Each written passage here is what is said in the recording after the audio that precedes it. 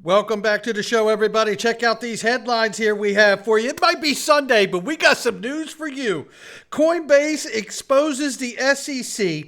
The SEC suffers a setback according to Ripple in the SEC versus Ripple case. We're going to give it to you. We got Eleanor Terrett. We got the DTCC. We got Deloitte, SEC moving to T+1. You're going to want all of that. Former managing director of Morgan Stanley says there's going to be a shift to the reserve currency. We'll talk about it. G20, and one technical analyst says, watch out. XRP swing traders could get priced out of the market. Somebody roll that beautiful intro.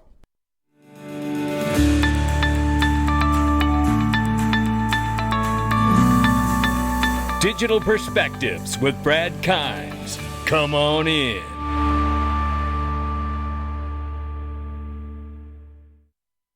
Welcome back to the show, everybody. You can follow us on Twitter and YouTube for exclusive content. Right now, it's $1.26 trillion market cap for crypto. It's sitting flat this morning on Sunday. Happy Sunday morning to everybody. 29,300 plus for Bitcoin, 1906 and change for Ethereum. Tether market cap is 81.8 billion plus, and we still don't quite understand the relationship and how the U.S. government, the Treasury, the Fed feel about USD Tether yet.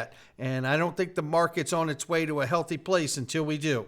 47 cents for XRP. We see we are off by 1.2 in the 24-hour and up 0.5% on the 7-day. If you haven't checked it out, I trust capital, ladies and gentlemen, crypto IRAs, and in fact, I believe the best crypto IRA on the planet. Don't believe it. Customer first. Before they were actually a sponsor. And I want you to check them out. Click the link underneath the video. Listen, you could transfer your existing IRA, start a new one. You get your own back office. You could choose different assets and how you want to move it around and place it. And I tell you, it's just remarkable the control you have in it. Roll over your 401k, TSP, 403b, 457 and more. There's so many options here, and it really is amazing because the only thing better than buying cryptocurrency at my house is buying tax-free crypto. And that's what you can do with an IRA. Check it out.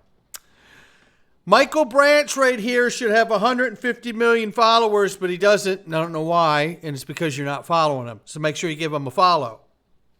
This is a reminder of what we covered yesterday here. China Bank has partnered with QNB out of Qatar, and I hope I'm saying that properly, to facilitate direct transfers to the Philippines using RippleNet payment solution. How about that one? Yeah, we like it. Just a reminder here. And then there's a macroeconomist here that says that the stock market is likely en route to one of the biggest crashes in history. And I tell you something, look, who knows what's right, but I think we got a pay the piper moment coming, and that's not financial advice, but I can tell you this. If I see a 40% or more correction in the stock market, guess who's going to be getting into stocks? It's this guy. Yeah, I'll buy something 40% off. You damn right. Let it go for 5 or more years and see if we can't get the gains back. Yeah, damn right I would. But right here, that's my digital perspectives, not financial advice. We see more evidence here. Look at the list here. The largest U.S. bank failures of all time. First was Washington Mutual at $386 billion. Then second was First Republic at $233 billion. Then we had Silicon Valley Bank at $209 million. Then Signature Bank at $118 billion. John Deaton rightfully says here, just read this out loud and then just read this out loud, Then remember, Janet Yellen stated that the banks are in great shape. I would have felt better if she would have admitted that there were issues that needed addressing. At least then we would know they understand the problem. This isn't over yet.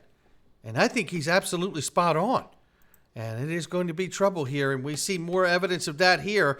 And I think we need to watch this really closely, okay? This is the FDIC has requested Cross River Bank, known for its service to fintech and crypto firms like Visa and Coinbase, to self-correct and appropriately address weakness in its lending activities. Let me tell you, Cross River Bank is a huge, huge bank in the crypto space, ladies and gentlemen, and Coinbase is hugely tied to Cross River Bank, right? And what do we know? That Coinbase is also in the middle of a lawsuit with the SEC. Former SEC official here, John Reed Stark, says here that the SEC's enforcement division, he worked there as a lawyer for a long time, admitted that the SEC's actions in the XRP lawsuit led to investors losing billions of dollars, which we've known. Feels good to hear a former SEC official admit it. But Ripple says, however, in their Q1 report, when they go over it here, Ripple said that the SEC recently suffered setback in the lawsuit that the market regulator filed against the payments firm, alleging XRP to be an unregistered security. In its XRP markets report for the first quarter of 2023, Ripple says the testimonies from some of the SEC's experts were struck out from the court record in an opinion delivered by the lawsuit's presiding judge, Annalisa Torres, last month.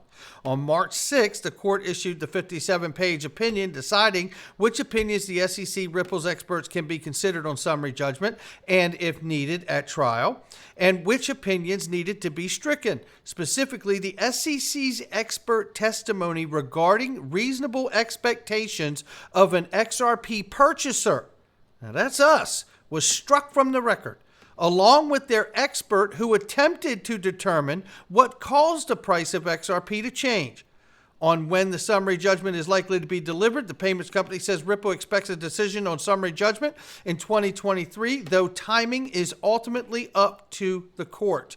Well said by them to stay sensitive of that. But now listen, we're all waiting for an answer here, but let me set you up right here. This is Ray Fuentes from Link2 Family, who is also going to be out there as the MC for XRP's Las Vegas inaugural event. And look who it is, but Eleanor Terrett standing there talking with him. They're at Consensus. And listen what they say here about the case and the upcoming event in Las Vegas.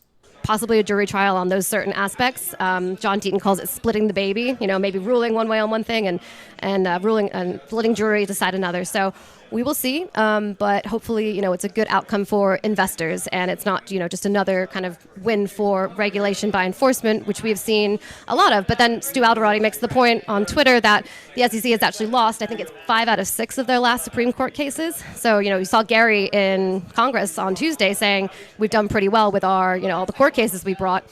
If they go to the Supreme Court, which this could, I'm not saying it will, if it does go that far, there's some precedence there. And I think, that will be an interesting thing to watch as well. Eleanor, when am I going to see you again next? I think you're going to see me next Friday at the XRP conference in Las Vegas, hosted by Brad, right? Come on in. Looking forward to it. Yeah, absolutely. Now, what are you going to be? Are you going to be speaking or hosting a panel? Yeah, so I'll be moderating a panel with John Deaton and Jeremy Hogan. We have something fun planned for you guys, so, tune in. If you're not able to go in person, if you can definitely go in person, make it. It'll be awesome. It's Vegas. Who doesn't want to go to Vegas? But, tune in. I think there'll be a live stream, or it'll definitely be posted after. We have something really cool for you guys, so we're looking forward to it and can't wait to see you there.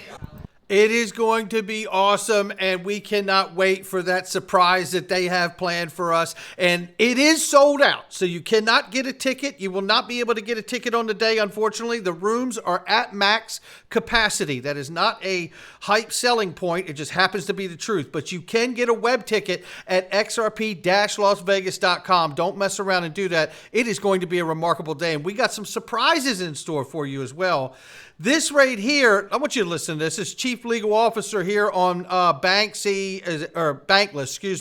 talking about going and seeing the SEC. Take a listen to this.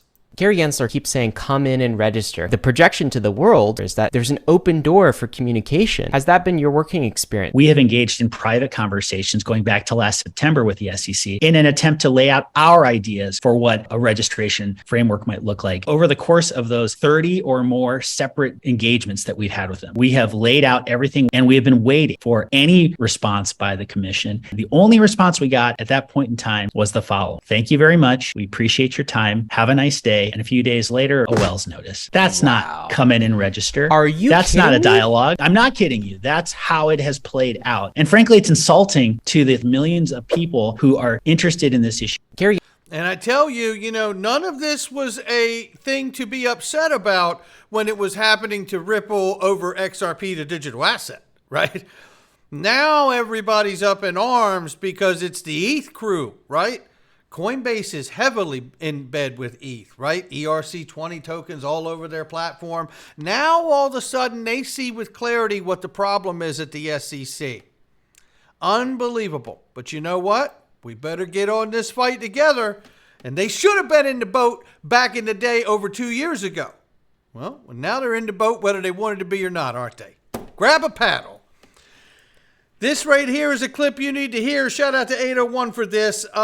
Marianne Morrow, chairman, CEO, and founder at the Ninth Gear, SIFMA is the name of the organization, is working on a project with the DTCC and Deloitte to move markets to T+1 settlement.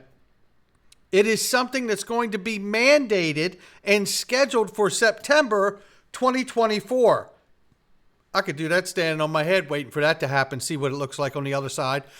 But before I play that clip, I want to set this up for you right here. Take a listen to this, because this is what we covered February of last year when the SEC and, yes, Gary Gensler and Hester Peirce and Caroline Crenshaw and everyone else agreed to move to same-day settlement, and they're voting unanimously. You need to hear this and listen to what she says on the front end about working with DLT, and indeed such operations are underway. Listen to what she says here. The ever-increasing pace of advancements in technology, including distributed ledger technology, further shortening the standard settlement cycle in the near future may be both desirable and feasible. Indeed, some such efforts are already underway. And there you have that. Now, let me take you right to the end. I just want to retweet this for everybody to see again today because it's really relevant. Let's get to the vote here. Allocations, but even for same-day settlement. How did commissioners vote on the division's recommendations to amend the Securities Exchange Act on clearing and settling? Yes. Yes. Yes. Yes. The recommendation is approved unanimously. And there you have it. Now let's listen to what's going on here today in this little talk. Take a listen. Size maybe becomes less important. Yeah, Dominic, I'm going to jump in here on one thing, and it was something that Victoria had mentioned.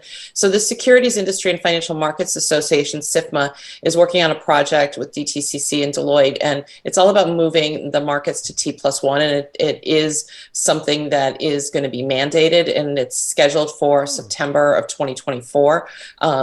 We had that same thing happen several years ago in 2017. We moved from T+3 down to T+2 in September of 2017, and I think that it is somewhat aspirational that this is going to happen in the fall of 2024. It might get pushed out, but it's a great thing. And I'm keeping a keen eye on that because there is this cascading effect for other types of issuances. When the equities market moves to T+1, the FX market's going to need to coincide with those cycles.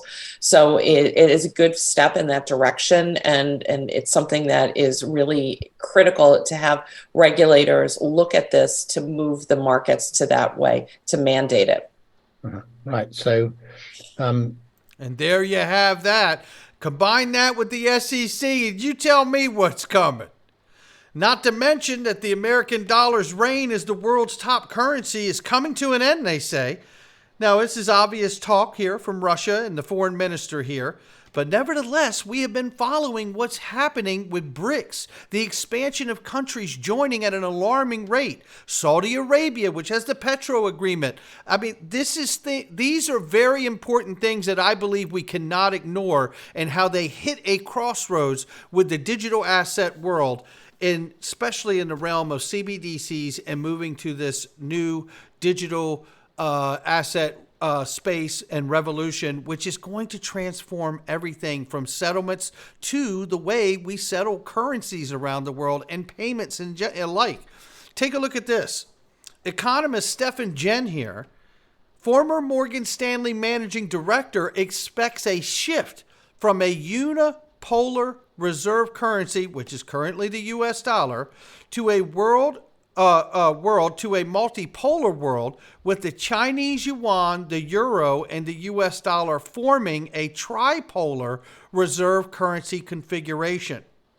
Now, this makes sense to me And the reason it does is because in my search and research over the years of just looking into reserve currencies, and when I've looked over that and national reserve or global reserve currency, and national currency serving in that role, when there is a change, there is a period of time where multiple currencies compete for that role.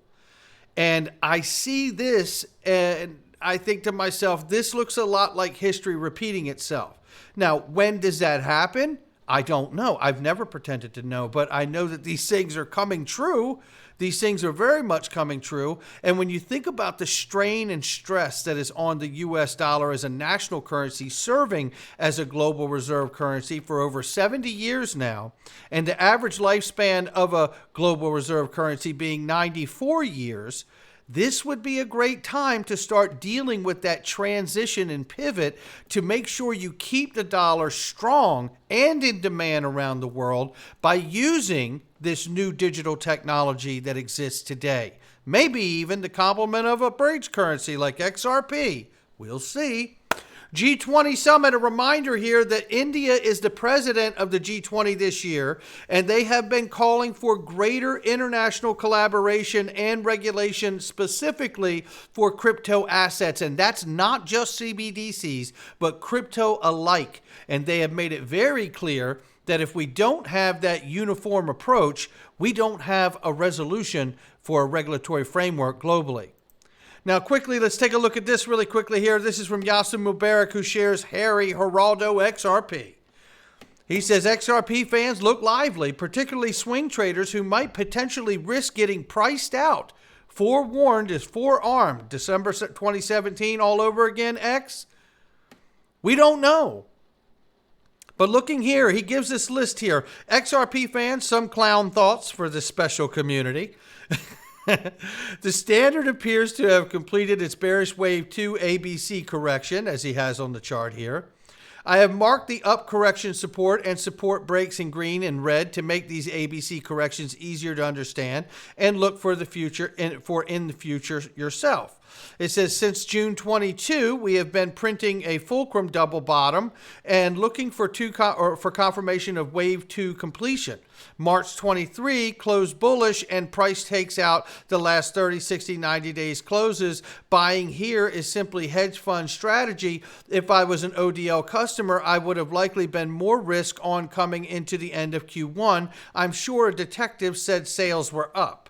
Wave 3 is starting exchange market maker bias is becoming more closely aligned to retail holders than it has been for some time. We might see the complete removal or reduction of B books and dealing desk. How about that? Self-custody helps price appreciation too, and so does being able to lock up your assets as an automated market maker or liquidity provider. Check that out. That's going to be a potential too, right? So April 23 has been consolidating the March breakout move and setting up for a strong May.